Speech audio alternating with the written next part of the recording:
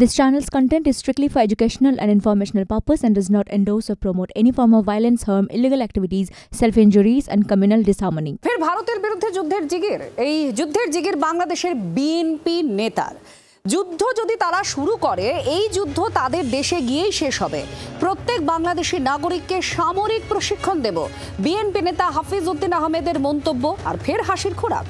কয়েকদিন আগেও ওপার বাংলার কয়েকজন প্রাক্তন সেনাকর্তা 4 দিনে কলকাতা দখলের ডাক দেন। কি হুঁশিয়ারি দিয়েছেন এই বিএনপি নেতা শুনুন।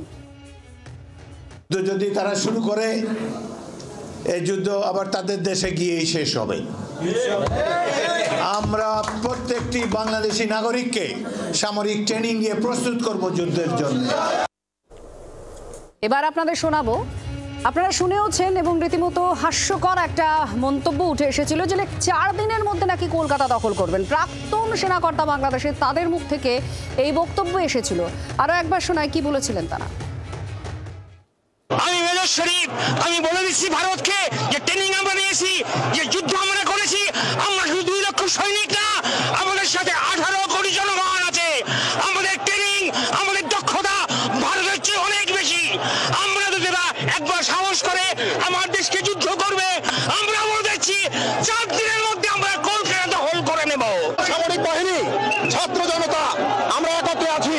আমরা আমার 5000 সদস্য, এই 5000 সদস্যের মধ্যে অর্ধেকই নবীন, 2,500 আমরা যুদ্ধের মাঠে যেতে পারি। আর এর সাথে যদি 30 লাখ ছাত্র জনতা যোগ হয় তাহলে ভারত তো দূরের কথা, আমেরিকা আমাদের সাথে টিকবে না ইনশাআল্লাহ। আর এই যে হুঁশিয়ারির পর হুঁশিয়ারি আসছে যে ভারতের সঙ্গে তারা যুদ্ধ করবেন, বিএনপি নেতা প্রাক্তন সেনাকর্তাদের এই মন্তব্য যা রীতিমতো হাসির খোরাক হয়েছে। প্রাক্তন বিএসএফ কর্তা সমীর মিত্র, তার প্রতিক্রিয়া আছে আমাদের কাছে। তিনি কি বলছেন, তিনি পুরো বিষয়টা কিভাবে দেখছেন শুনুন। এমটি ভেসেল সাউন্ড মাচ, ইংরেজিতে একটা শব্দ একটা আছে যে ঠিক সেই রকমই যে বাংলাদেশকে আমরা সহযোগিতায় করে আমরা বাংলাদেশকে স্বাধীন করেছিলাম পশ্চিম পাকিস্তানের সেই নারকীয় যে আর্মি ছিল তাদের হাত থেকে। দেশে এসে যুদ্ধ শেষ হবে। হ্যাঁ, যুদ্ধ যদি হয় আমরা আমাদের দেশের মধ্যেই ওদের শেষ করে দিয়ে তারপরে করব আমাদের, কারণ আমরা কোনদিন আগ্রাসনে বিশ্বাস করি না। কিন্তু যদি বাধ্য করে যুদ্ধ করতে তাহলে সেই যুদ্ধ কিন্তু শেষ হবে ঢাকায়, যে আর কোথাও নয়।